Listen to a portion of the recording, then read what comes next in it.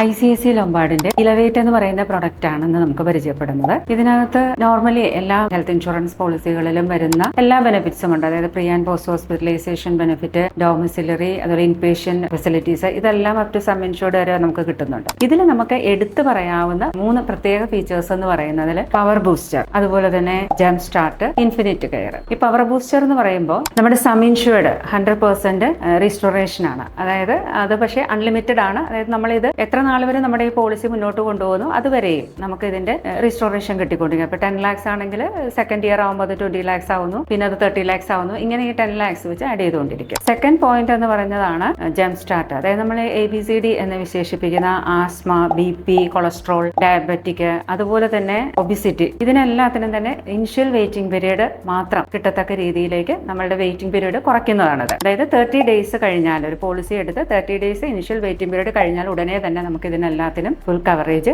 കിട്ടുന്നു. പിന്നീടുള്ളതാണെന്ന് infinite care എന്ന് പറയുന്നത്. ഇതിന്റെ ഏറ്റവും വലിയൊരു പ്രത്യേകത എന്ന് പറഞ്ഞാൽ ഇത് ലൈഫിലെ ഒറ്റ പ്രാവശ്യം മാത്രമേ നമുക്കിത് യൂസ് ചെയ്യാൻ പറ്റുള്ളൂ എന്നുള്ളതാണ്. പക്ഷെ നമ്മുടെ സം ഇൻഷുർഡിനേക്കാൾ കൂടുതൽ എത്ര എമൗണ്ട് വന്നാലും അത് മുഴുവനായിട്ടും നമുക്ക് കവറേജ് കിട്ടുന്നു. ഈ 3 എണ്ണമാണ് നമുക്ക് ICICI എലവേറ്റിൽ നമുക്ക് എടുത്തു പറയുന്ന ബെനിഫിറ്റ്സ് എന്ന് പറയുന്നത്.